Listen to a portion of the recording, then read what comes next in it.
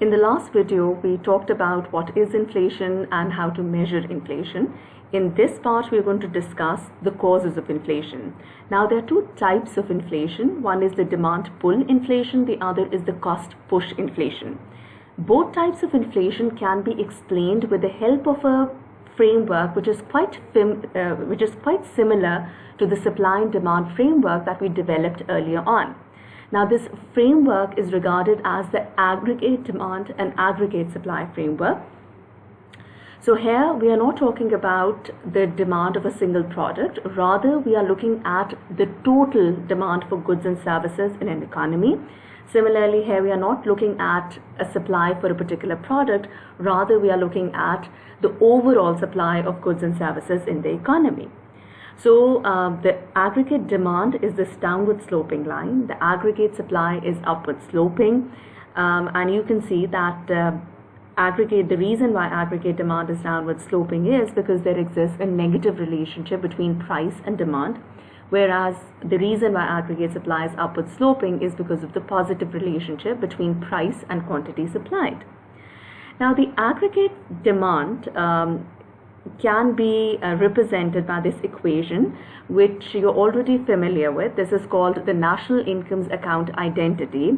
Here, what this equation states is that aggregate demand, so Y represents the overall demand of domestically produced goods and services.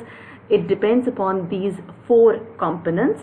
So our overall demand is going to depend upon the consumption demand, the investment demand, government spending, and net exports. So any increase in any of these four components will result in a rightward shift in the aggregate demand curve. So you can see in this framework that if, for example, if consumption spending increases, this will result in a rightward shift in the aggregate demand curve, and the new equilibrium is going to be established at point B. So at point B, total output is more than Q star, which was our initial equilibrium, and price, it also increases to P1. So this inflation, this increase in price level is referred to as a demand pull inflation. The demand pull inflation, it usually arises when the economy is operating at its full capacity. So let's suppose that at point A, the economy is already operating at its full capacity. It has employed all the labor force which is out there. It is using or utilizing all the capital in the best possible manner. Now, at this stage, if there is an increase in demand, the supplier will not be immediately able to satisfy that increased demand. Hence, the increase in demand will be followed by increase in price level. This is referred to as a demand pull inflation.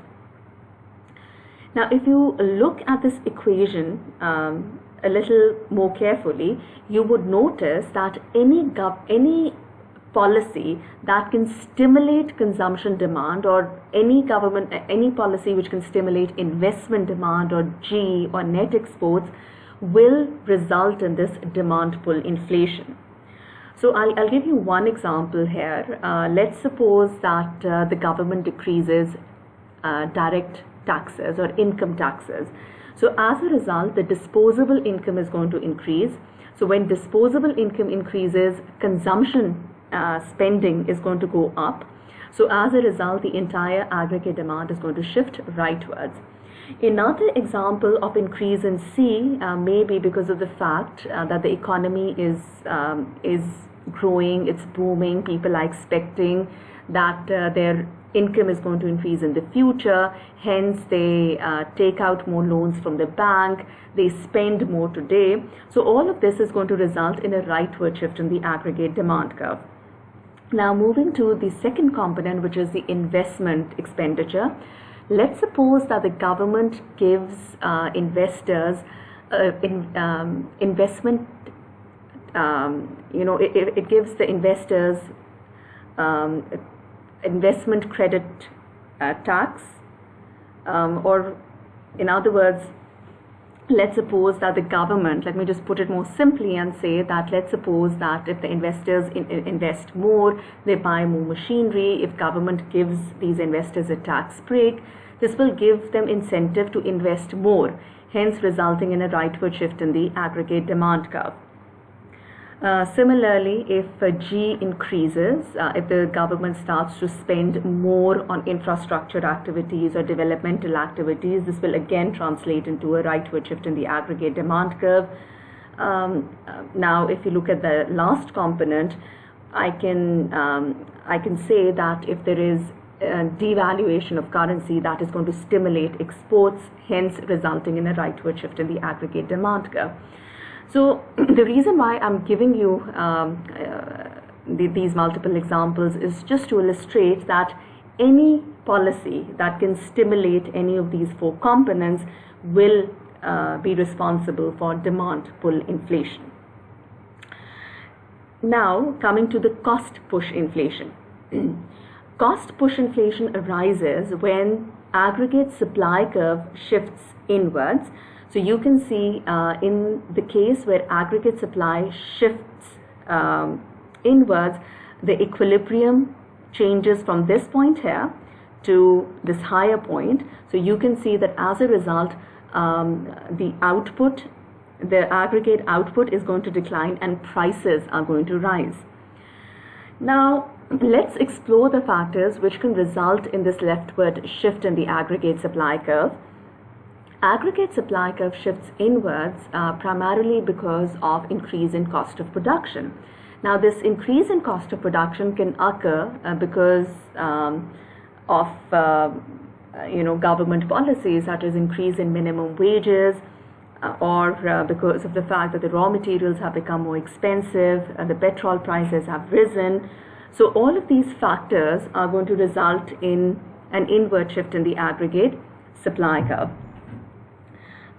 We can also hold indirect taxes by the government responsible for an inward shift in aggregate supply curve.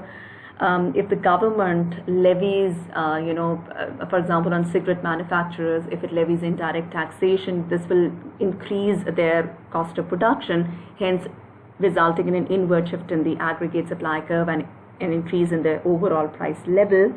Devaluation of currency can be yet another reason which can result in an inward shift in the aggregate supply curve. Now let me explain that. Why is that the case? When there's devaluation and if the industries are dependent on imported goods for production purposes, so a devaluation really increases their cost of production.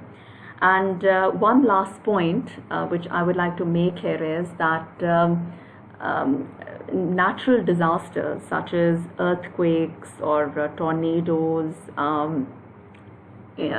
floods, they might destroy your production facilities. So that can also be a major reason which can result in disruption in supply, which can be the reason why aggregate supply shifts inwards and the prices are going to increase. So the causes of inflation can actually be derived from by looking at these two types of inflation.